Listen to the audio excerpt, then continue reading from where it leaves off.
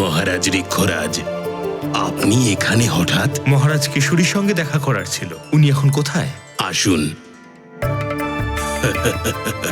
আপনারা আসন গ্রহণ করুন।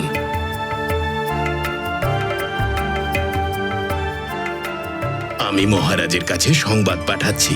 অনেক ধন্যবাদ। মহারাজকে গিয়ে সংবাদ দাও যে মহারাজ ঋক্ষরাজ এসেছেন। যথা আজ্ঞা।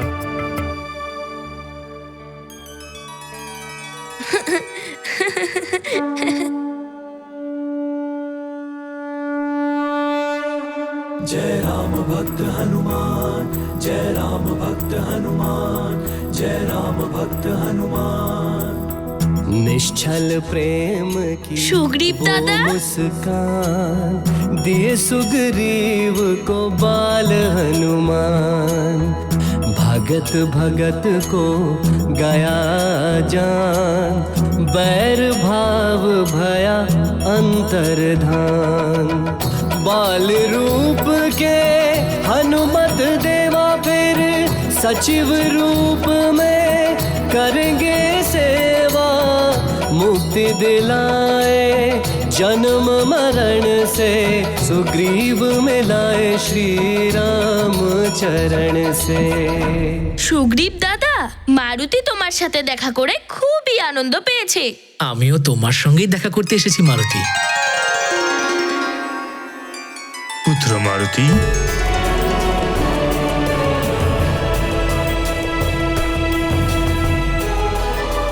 প্রণাম। তোমার সাথে দেখা হয়েই আমার খুব ভালো লাগছে। এই অসাধারণ রূপ, এই সারল্য ভরা হাসি, তোমার মুখমণ্ডলে এই দিব্য তেজ। হে কেশরী নন্দন, তোমার সাথে দেখা করতে পেরে আমি ধন্য হলাম।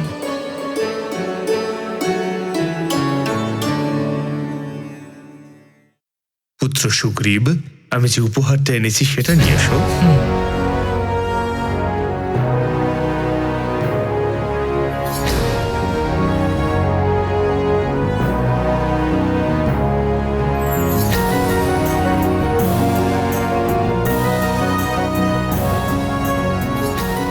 চেয়ে দেখো, তোমার জন্য আমি এই সুন্দর ডমরুটা নিয়ে এসেছি। এটা মারুতির জন্যে? এটা শুধুমাত্র আমি তোমার জন্য আনিয়েছি, সুদূর মৃদঙ্গপুর থেকে।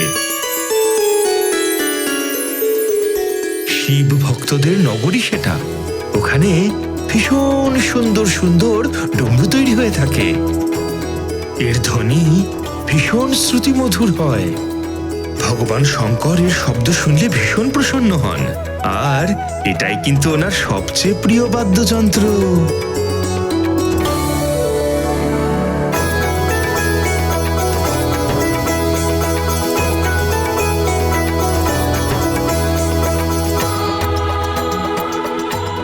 তাহলে তো মারুতি এটাকে খুবই যত্ন করে রাখবে। আর মারুতিরও এটা খুব পছন্দ হয়েছে।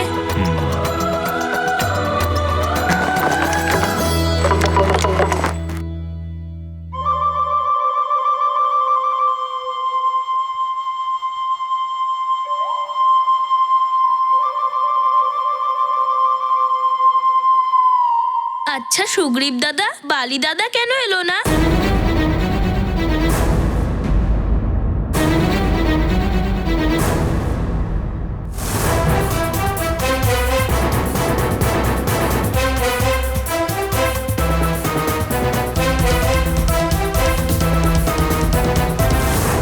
পুত্র, সেও তো আমাদের সাথেই আসতে চেয়েছিল, কিন্তু আমরা চলে এলাম এখানে। আর আমরা এখানে এলে কিষ্কিন্ধায় থাকবে কে? তাই সে আর আসেনি।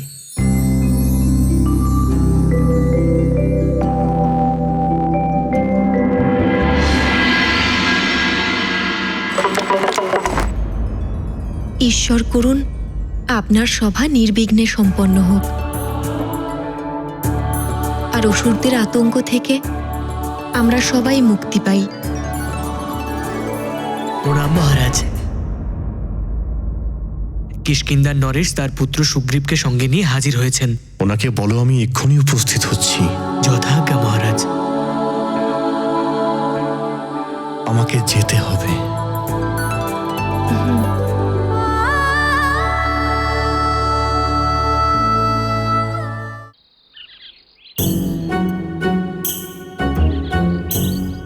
দধিমুখ, মারুতিকে ছাড়া খেলায় কোনো মজাই আসে না। ওর সরলতা, ওর প্রাণবন্ত ব্যবহার আর ওর বিচিত্র শক্তি। অদ্ভুত আমাদের মিত্র মারুতি, কিন্তু 3 দিন হয়ে গেল জানি না কোথায় গেল। একসাথে খেলা তো দূরের কথা, বাইরেও বেরোচ্ছে না।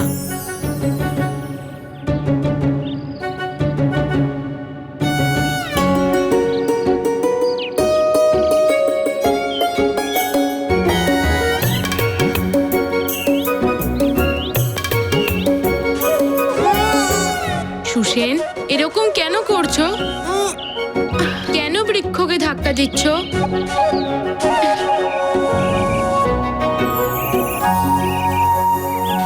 আমি তো এটাই দেখছিলাম যে এই ছোট বৃক্ষকে হেলানোর জন্য কতটা শক্তি লাগে, আর মারুতি তো পুরো একটা বৃক্ষই উপড়ে ফেললো। আরে ওটা বৃক্ষ না, বৃক্ষাসুর ছিল।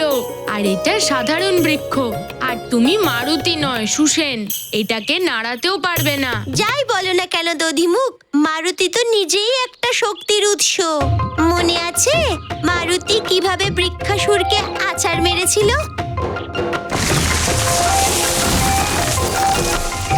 আমার তো সবই মনে আছে মিত্র, কিন্তু আমার মনে হয় মারুতি আমাদেরকে ভুলে গেছে। সেই জন্য তো ও আমাদের সাথে আর খেলতেও আসে না। সুসেন, সুসেন, সুসেন! কি হয়েছে মিত্র নয়? খুবই খারাপ হয়েছে। মারুতিকে রাজভবন থেকে বেরোতেই দিচ্ছে না। রাজমাতা ওর সুরক্ষার জন্য এত কিছু করেছে। এটা তো খুব খারাপ হলো। মারুতিকে ছাড়া তো আমাদের খেলায় মজাও আসবে না। কিছু তো করতেই হবে। উপায় তো আছে দধিমুখ, একটা ভালো উপায়। সত্যি এরকম কোনো উপায় আছে? এই জলটা দেখছো? এই জলে স্বয়ং বরুণ দেবতা বাস করেন। আমাকে আমার মা বলেছেন, যদি তুমি সত্যি করে কিছু চাও তাহলে তুমি পাথরে লিখে জলে ভাসিয়ে দাও, তারপরে ঈশ্বর তোমার ইচ্ছা পূরণ করে দেবে। চলো তো, চলো আমরাও এটাই করি। চলো চলো। হ্যাঁ।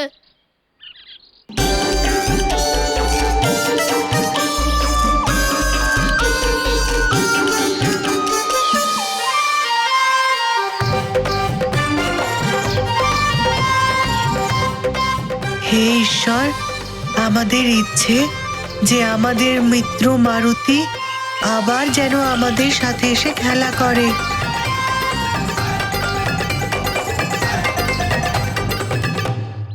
কিন্তু নল, আমাদের এই কাজগুলো সব লুকিয়ে করতে হবে, তবেই আমাদের ইচ্ছে পূর্ণ হবে। যদি 4 জনের মনের ইচ্ছে একই থাকে, লোকানোর কি প্রয়োজন? চলো সবাই মিলে পাথরটাকে জলে ছেড়ে দিই, তারপর হাত জোড় করে প্রার্থনা করি। চলো চলো।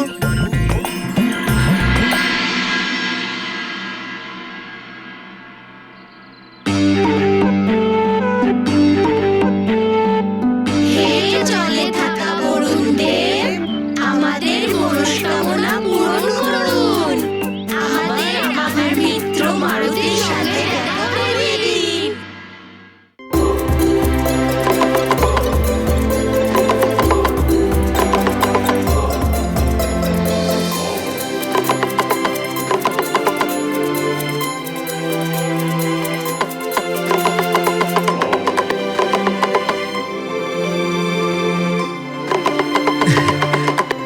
মারুতি, এটাকে এভাবে নয়, দেখো এটাকে এইভাবে বাজাতে হয়।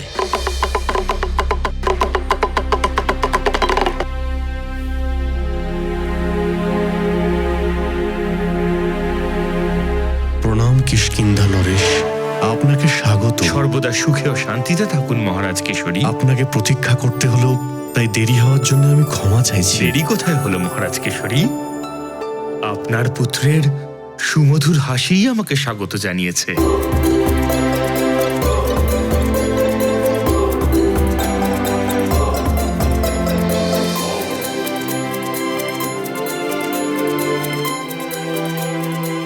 আপনার এই সন্তান আমার মন কেড়ে নিয়েছে। আপনি দেখবেন একদিন আপনার এই সন্তান বানর কুলের গৌরব হবে।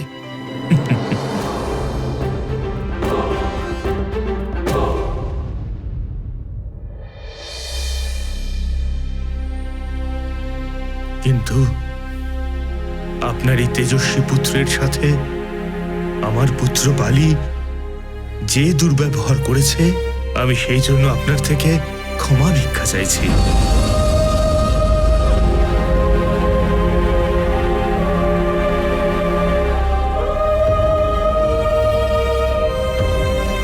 এটা কি করছেন আপনি মহারাজ?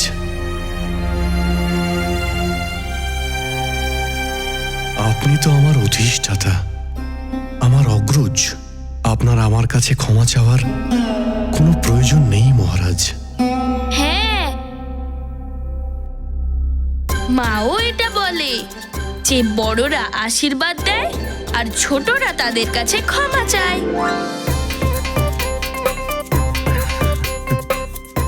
আপনি পিতার থেকে বড়, তাই আপনি ওনাকে আশীর্বাদ দিন।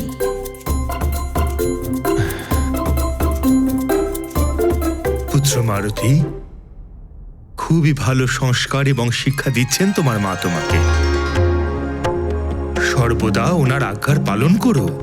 আমি তোমাকে, তোমার পিতাকে এবং বাকি সকলকে প্রাণ ভরে আশীর্বাদ করছি।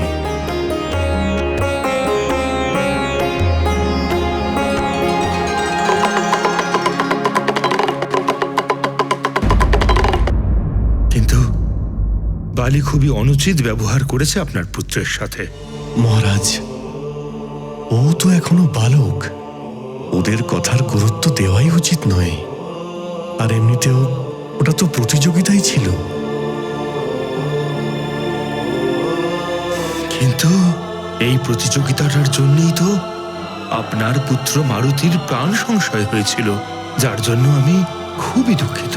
এতে দুঃখ কিসের মহারাজ? এই প্রতিযোগিতার কারণেই তো বৃক্ষাসুর মারা গেল। আর যুবরাজ বালি তো এই জন্য প্রশংসার পাত্র।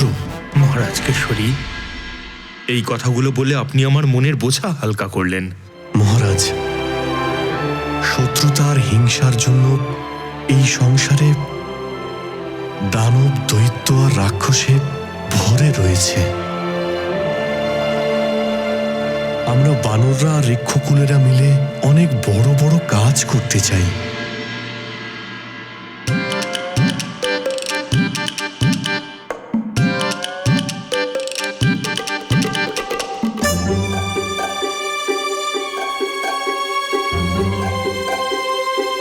কি হলো পুত্র মারুতি? কি চিন্তা করছো?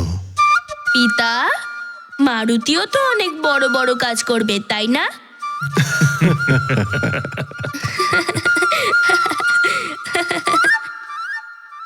পুত্র মারুতি, তুমি তো এখনই অনেক বড় বড় কাজ করছো।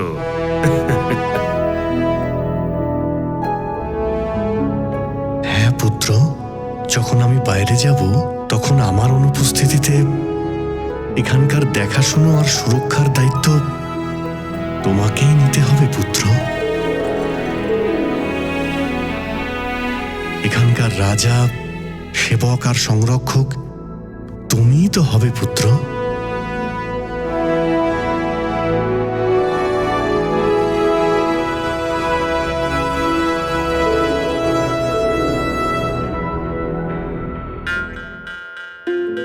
পিতা, মারুতি নিজের মা আর তার সব মিত্রদের দেখাবে এই সুন্দর ডমরুটা।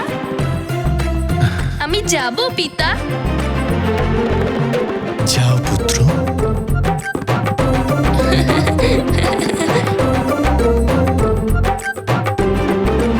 এর মধ্যেই একটা জরুরি সভা ডাকা হয়েছে। অসুরদের উৎপাত কি এতটাই বেড়ে গেছে?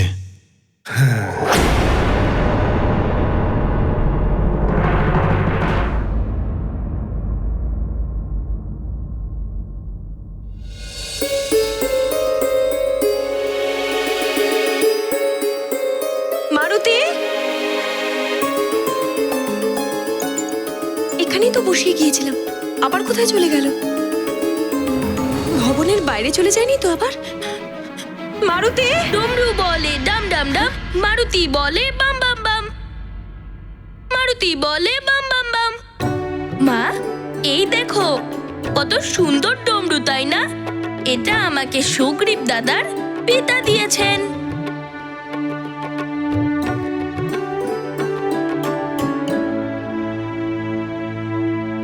আচ্ছা আচ্ছা, এবার এটা নিয়ে শয্যায় বসো আর এটা নিয়েই খেলো।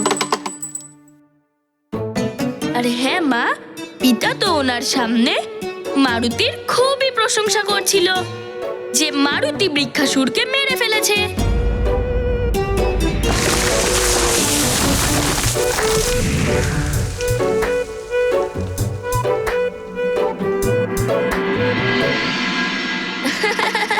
কতবার বলেছি যে মারুতির প্রশংসা ওর সামনে আপনি করবেন না, কিন্তু উনি বুঝতেই চান না। আমি মারুতিকে এই সবের থেকে দূরে রাখতে চাই, আর উনি ওকে প্রশ্রয় দিচ্ছেন।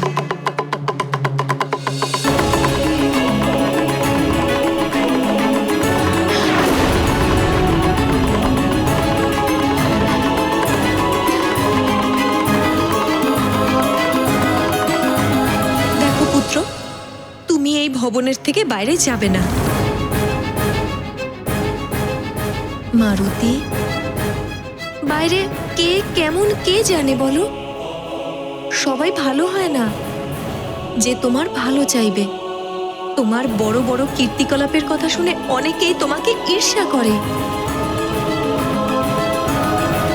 যারা তোমার ক্ষতি করার জন্য তৎপর থাকে। কিন্তু মা, এই ঈর্ষার মানেটা কি? ঈর্ষা ঈর্ষা অর্থাৎ, ওহো, তুমি এখনো অনেক ছোট, এখন বুঝতে পারবে না। একটু বড় হও, সব বুঝতে পারবে। এবার আমি যাচ্ছি ভোজনের ব্যবস্থা করতে। তুমি কিন্তু এখানেই থাকবে।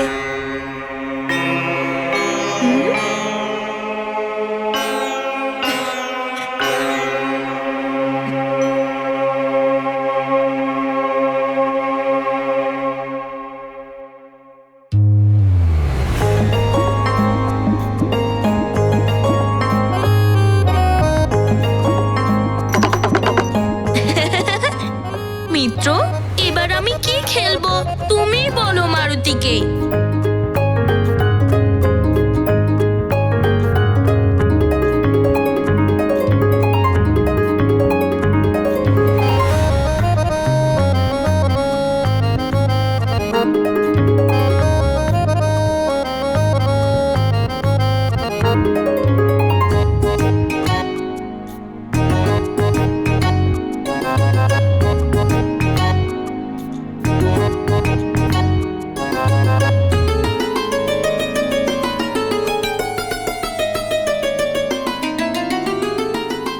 মিত্র, আমরা কি করব?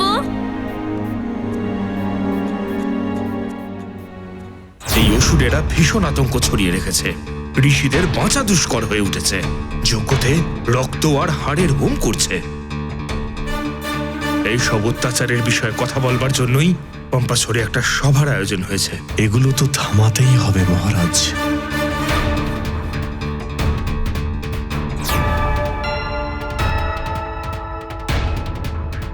আচ্ছা, সুগ্রীব কি আমাদের সঙ্গে সভাতে যাচ্ছে? না, সুগ্রীব মারুতিকে ভীষণ ভালোবাসে, তাইও আমার সাথে যাচ্ছে না। সুগ্রীবের এই প্রেম তো পরিষ্কার দেখতে পাওয়া যাচ্ছে। তাহলে যাওয়া যাক।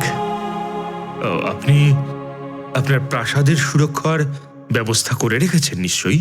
শুনেছি যে আজকাল এক ভয়ানক অসুর এখানে ঘোরাফেরা করছে। তার নাম হলো চক্রাসুর। চক্রাসুর?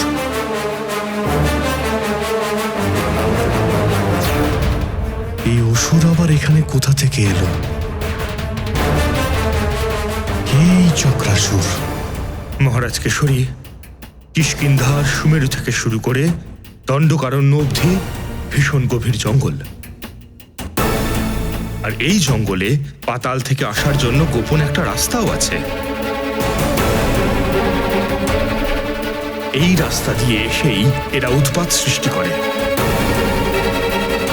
এই চক্রাসুরও ওই পাতালের রাস্তা ধরে আসা একজন অসুর, যে সুদূর জঙ্গল অবধি নিজের আধিপত্য বিস্তার করেছে,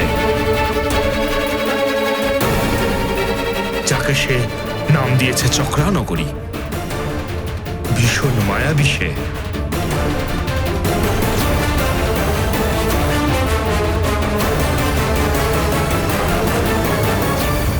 এই চক্রাসুর চক্রাবতের রূপ নিয়ে যেখানে খুশি পৌঁছে যায়।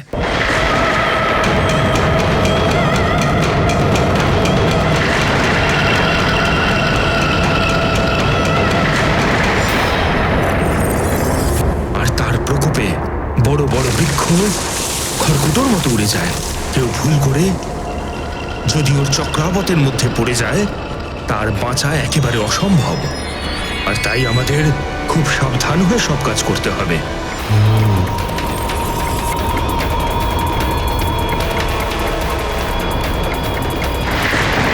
শ্রী বিষ্ণু শ্রী হরি। এ কোন মূর্খ যে বিষ্ণু হরির নাম জপ করছে? শ্রী বিষ্ণু শ্রী হরি। শ্রী বিষ্ণু শ্রী হরি। শ্রী বিষ্ণু।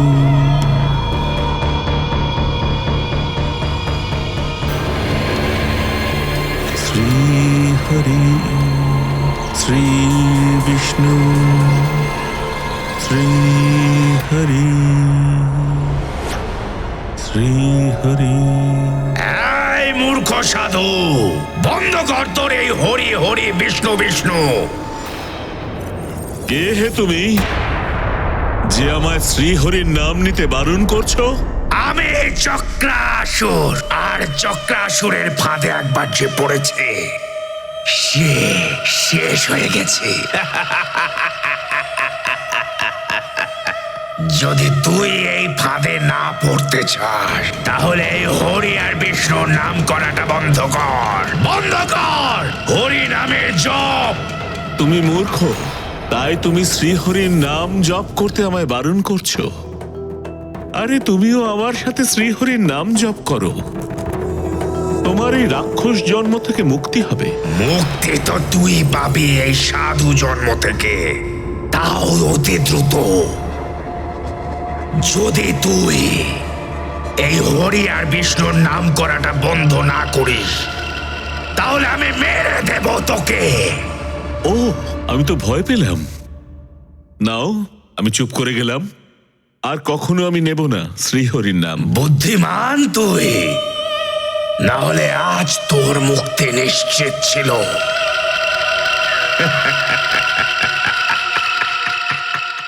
ওম শ্রী হরি। ওম শ্রী হরি। ওম শ্রী বিষ্ণু। মূর্খ সাধু, এখনো নিচ্ছিস তুই হরির নাম? আমি তো শ্রীহরি শ্রী বিষ্ণুর নাম নিচ্ছি না। আমার মন তো শ্রীহরির নামের সঙ্গে ওতপ্রোতভাবে জড়িত। তাই হরির নাম মন থেকে ছলকে বাইরে বেরিয়েই আসে। মুখ তো বন্ধ করবে তুমি, মনকে আটকাবে কি করে? খুব জেদি তুই সাধু, চক্রাসুরকে কথার জালে জড়াচ্ছিস। তোর হৃদস্পন্দন বন্ধ করে দেব আমি।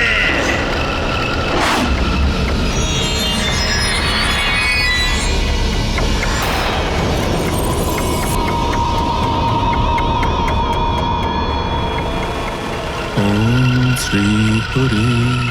ওম শ্রী হরি। ওম শ্রী বিষ্ণু।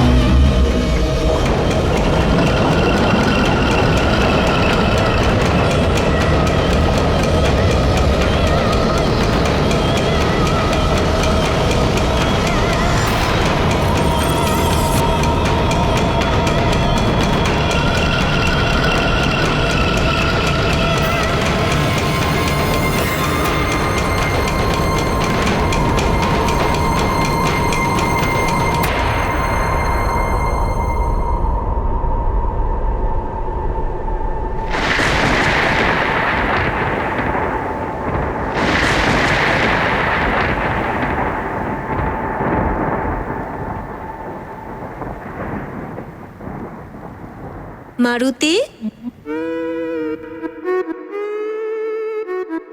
এই নাও, তোমার দুধ খাওয়ার সময় হয়ে গেছে। মা, মারুতি দুধ খেতে চায় না। মারুতি তার মিত্রদের সাথে খেলতে চায়।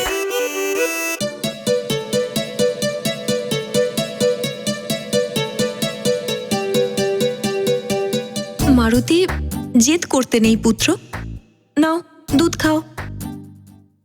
খাও।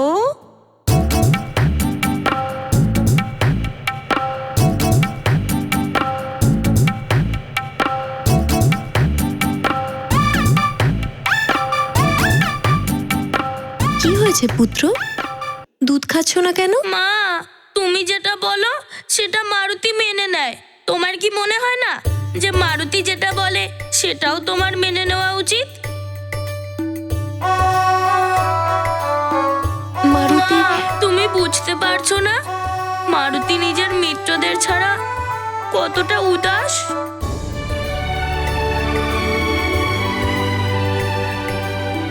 মারুতিরও নিজের বন্ধুদের সাথে খেলতে খুব ইচ্ছে করে।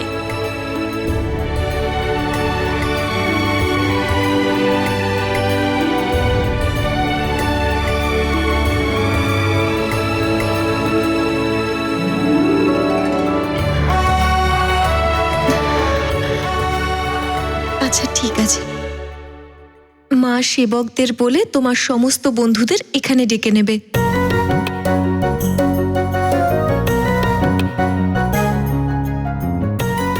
সত্যি মা, আমার সব বন্ধুদের এখানে? হ্যাঁ, তুমি এখানে কক্ষেই খেলো। তাহলে তো খুবই মজা হবে।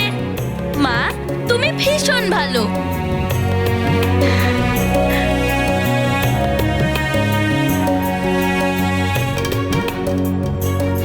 নাও এবার তাড়াতাড়ি দুধ খেয়ে নাও।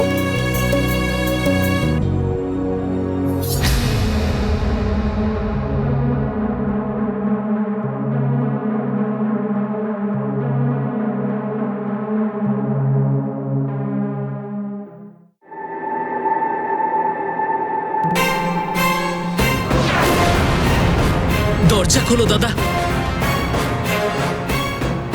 এইভাবে আর কতদিন বসে থাকবে দাদা? পিতাও এখন রাজভবনে নেই দাদা।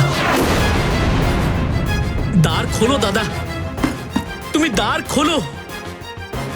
ওনারা অনুপস্থিতিতে তুমি তো কৃষ্কিন্দার কর্ণধার দাদা। তোমাকে ছাড়া সমস্ত রাজকার্য বন্ধ হয়ে আছে দাদা। তুমি তো আছো রাজকার্য সামলানোর জন্য সবার হিতাকাঙ্ক্ষী। ওই মর্কটেরও হিতাকাঙ্ক্ষী। এরকম বলো না দাদা। তুমি তুমি আমার আদর্শ। পিতার পরে যদি আমার জীবনে কারো স্থান থেকে থাকে সেটা হলে তুমি দাদা, সেটা হলে তুমি।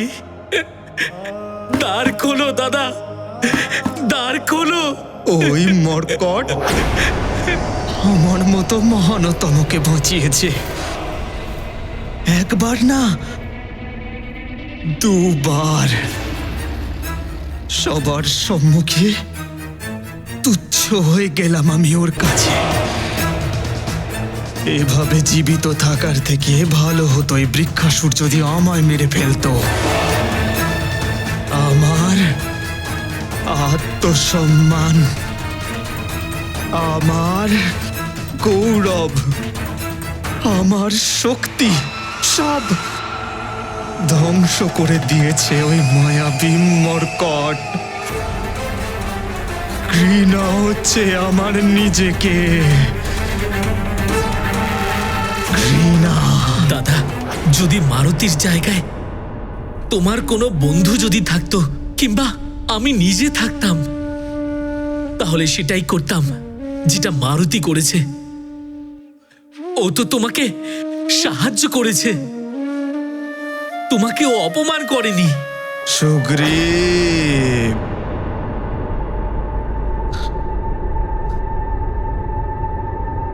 তুমি আবার ওর পক্ষে কথা বলছো। মারুতি খুবই সরল দাদা। একবার তোমার মন থেকে ওর জন্য ঘৃণা দূর করে তো দেখো। একবার তুমি ওকে নিজের মিত্র ভেবে দেখো।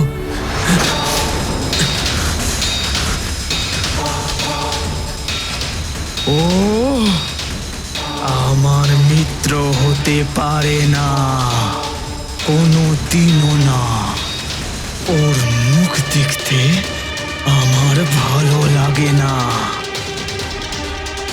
আমি ওর মধ্যে আমার শত্রুকে দেখতে পাই। শত্রু, বুঝেছিস?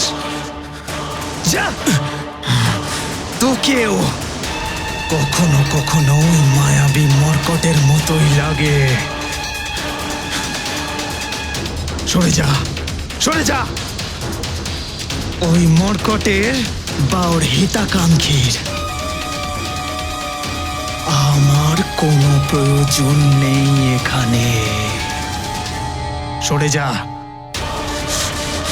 সরে যা, সরে যা, সরে যা।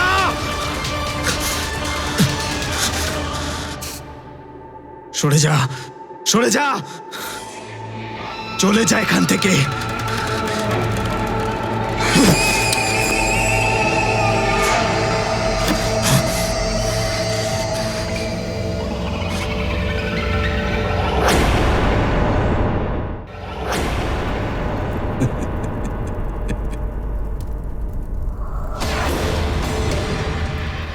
দেবর্ষী নারদ,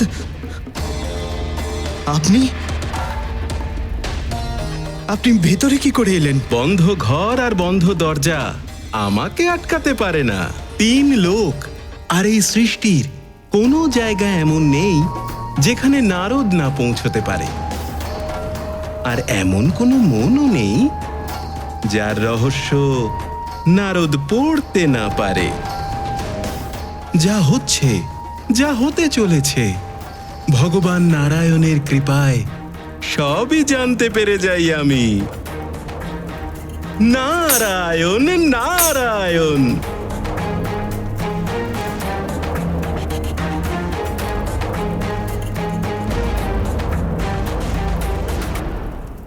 আচ্ছা, তাহলে মনের কথা জানতে পারেন আপনি? তাহলে বলুন এই মুহূর্তে আমার মনে কি চলছে? তোমার মনে একটা ক্রোধের আগুন জ্বলছে এখন। মারুতির বিজয়ের ফলেই এই আগুন জ্বলেছে। ওর বাড়তে থাকা খ্যাতি সেই আগুনকে আরো প্রজ্বলিত করে চলেছে।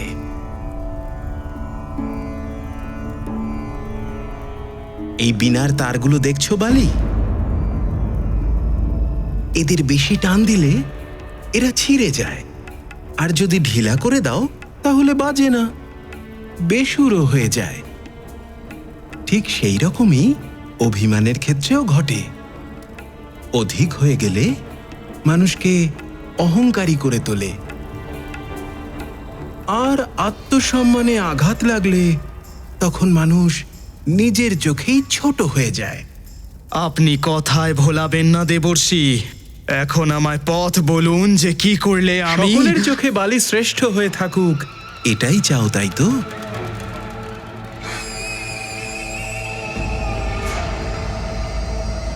তাহলে শোনো বালি, দেবরাজ ইন্দ্র তোমার পিতা, ওনার সাহায্যেই তুমি মহানতম হয়ে উঠতে পারো। এটা কি সত্যি সম্ভব?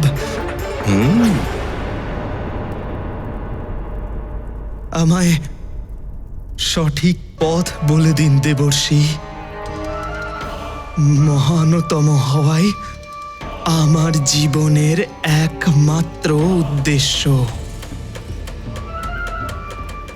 আমি সবকিছু করতে প্রস্তুত। আমায় সাহায্য করুন দেবর্ষী, আমায় সাহায্য করুন।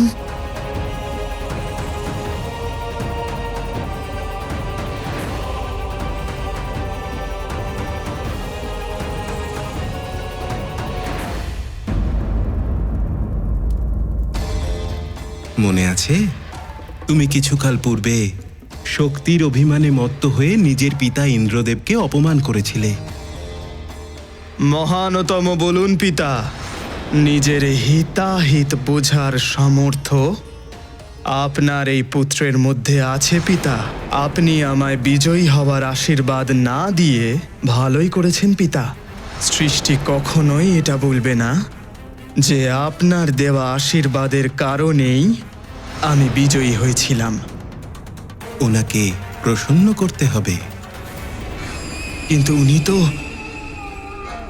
নিশ্চিত আমার প্রতি অপ্রসন্ন হয়ে আছেন। একজন পিতা কখনোই তার পুত্রের ওপর অপ্রসন্ন থাকেন না বালি, বরং উচিত পথ দেখান তাকে। নিজের পিতা ইন্দ্রদেবকে তপস্যা করে প্রসন্ন করো। তপস্যায় অনেক শক্তি থাকে। তপবলের দ্বারা যেভাবে মোক্ষ প্রাপ্তি সম্ভব হয়ে থাকে, সেইভাবেই সংসারে শক্তি, মান, সম্মান, ঐশ্বর্য এই সমস্ত কিছুই তপবলের দ্বারাই প্রাপ্ত হতে পারে। নারায়ণ নারায়ণ।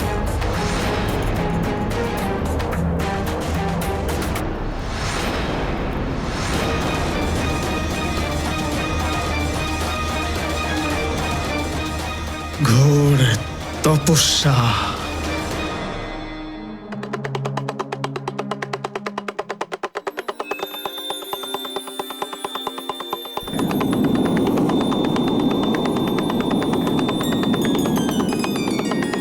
এই ধ্বনি, এ তো ডমরুর ধ্বনি।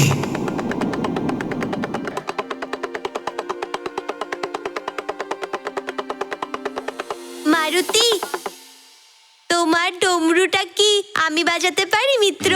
এটা কেমন কথা হলো মিত্র? তুমি আমায় মিত্রও বলো, আবার জিজ্ঞাসাও করো। নাও মিত্র, বাজাও।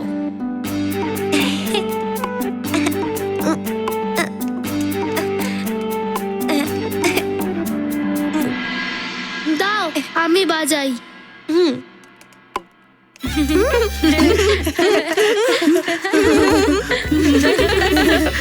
আরে কি করছো তুমি?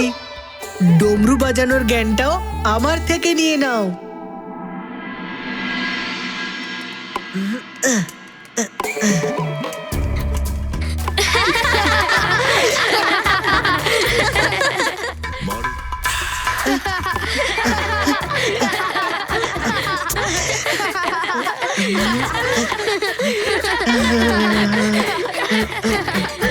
নীল, এবার এটা শেখার জ্ঞানটাও মারুতির থেকেই নাও।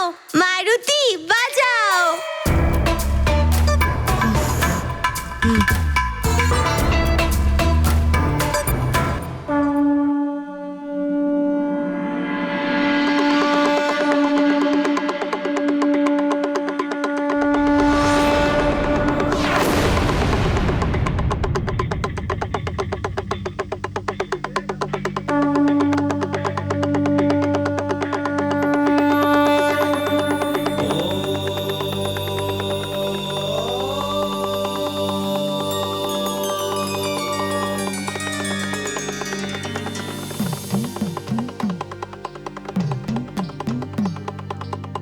হে নাগরাজ, স্বামী,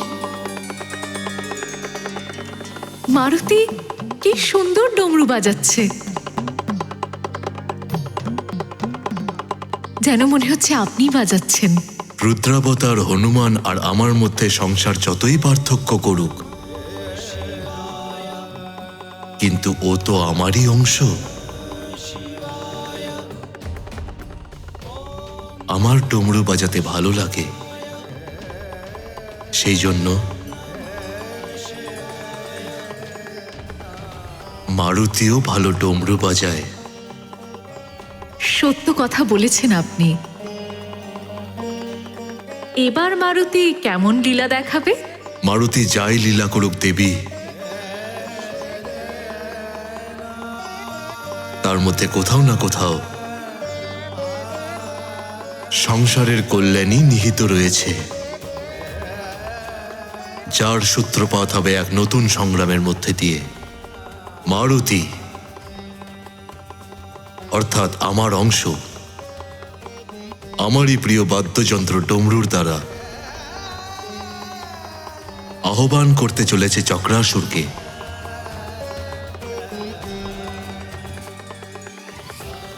শীঘ্রই দুজন সম্মুখীন হতে চলেছে।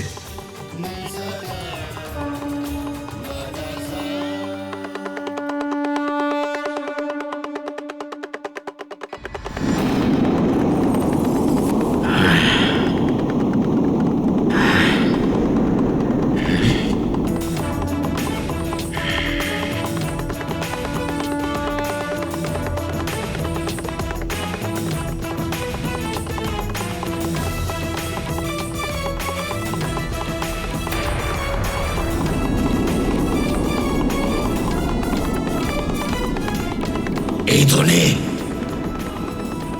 এ তো ডমরুর ধ্বনি। কে বাজাচ্ছে এই ডমরু?